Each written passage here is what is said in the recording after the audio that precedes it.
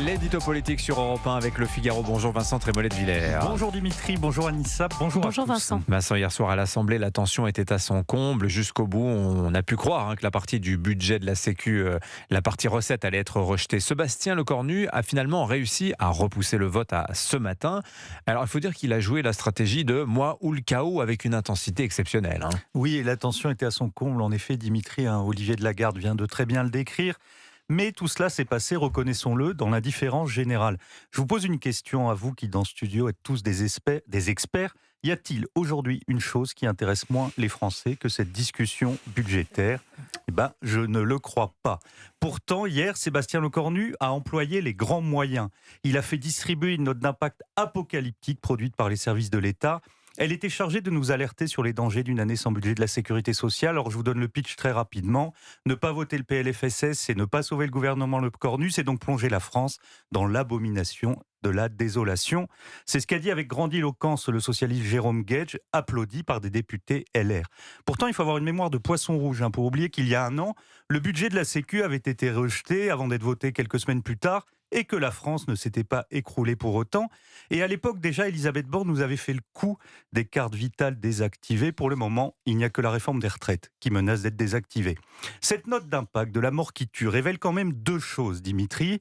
La première, c'est que ceux qui reprochent à certains partis ou certains médias de jouer sur les peurs sont maîtres dans l'art du discours anxiogène. Cette technique, le macronisme en a usé plus souvent qu'à son tour.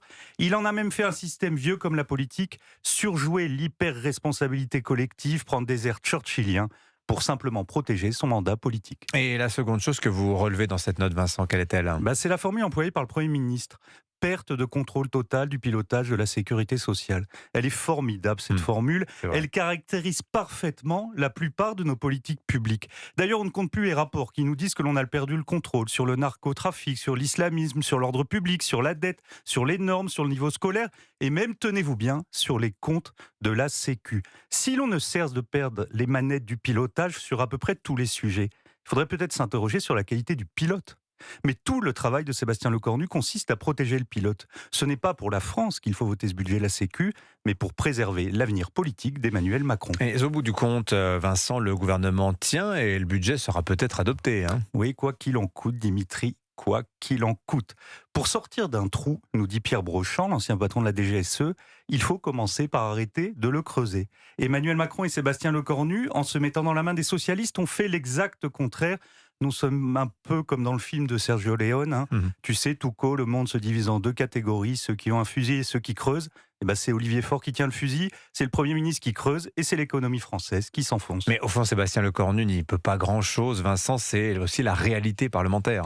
Alors reconnaissons que le Premier ministre a un talent certain pour faire porter sur l'Assemblée la charge du chaos. C'était l'idée d'Emmanuel Macron, rendre les députés coupables des effets de sa folle dissolution. L'objectif est atteint, l'antimacronisme est maintenant concurrencé par l'antiparlementarisme. Vous noterez que LR et le PS baissent dans les sondages depuis qu'ils forment à eux deux les brancardiers du macronisme finissant.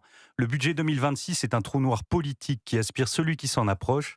À force de tout sacrifier pour éviter la dissolution, on prend le risque de s'autodissoudre. L'édito politique sur Europe 1. Merci Vincent Trémollet de Villers. À la une du Figaro ce matin, le sort de Christophe Glaise ravive les tensions avec Alger. C'est ce dont on parlera avec Olivier de Lagarde tout à l'heure aux alentours de 9h moins le quart. Merci beaucoup Vincent, à lundi.